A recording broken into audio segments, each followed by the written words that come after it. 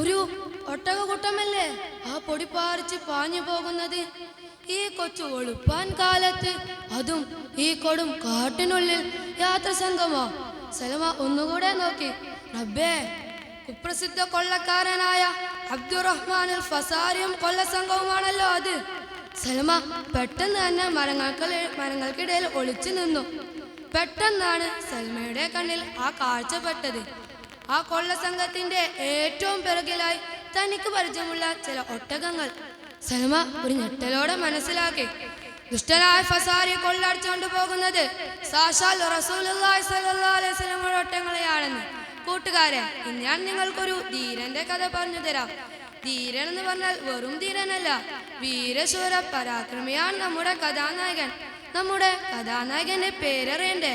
മറ്റാരുമല്ല, അറേബ്യൻ കുതിരകൾ പോലും വേഗതയിൽ തോറ്റുപോകുന്ന അറബികൾ ഓട്ടത്തിന്റെ വിഷയത്തിൽ ഒരു ഉദാഹരണമായി പറഞ്ഞിരുന്ന ഉന്നം തട്ടാത്ത അമ്പെയ്ത്തുകാരൻ സൽമത്ത് ബിൻ അക്വ റളിയല്ലാഹു അൻഹു.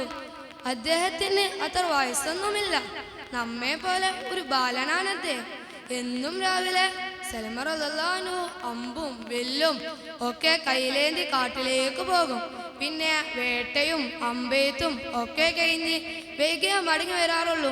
അങ്ങനെ ഒരു ദിവസം സാധാരണ പോലെ വേട്ടക്കായി കാട്ടിലേക്ക് പോയതായിരുന്നു.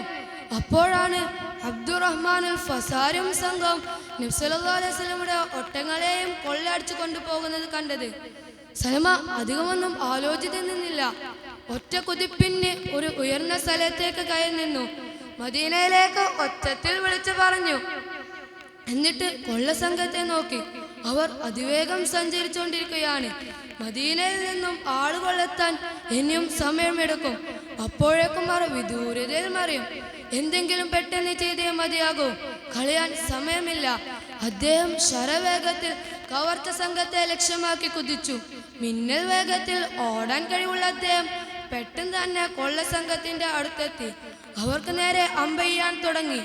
ഒന്നിനൊന്ന് പിറകെ ഒന്നായി ശരവേഗത്തിലുള്ള അമ്പുകൾ കണ്ട് കൊള്ളക്കാർ തങ്ങളെ ഒരു സംഘം തന്നെ പിന്തുടരുന്നുണ്ടെന്ന് കരുതി കൊള്ളയടിച്ച വസ്തുക്കളും വിട്ട് ജീവനും കൊണ്ടോടി. എന്നാലുണ്ടോ, സൽമ റളിയല്ലാഹു അൻഹു വെറുതെ വിടുന്നു? അദ്ദേഹം അവരോടൊപ്പം ഓടി. അങ്ങനെ കുറച്ചു ദൂരം പിന്നിട്ടപ്പോൾ മറ്റൊരു കൊള്ളസംഘം അവരോടൊപ്പം ചേർന്ന്. അങ്ങനെ ആ വലിയ സംഘം അദ്ദേഹത്തെ എതിരിട്ടു.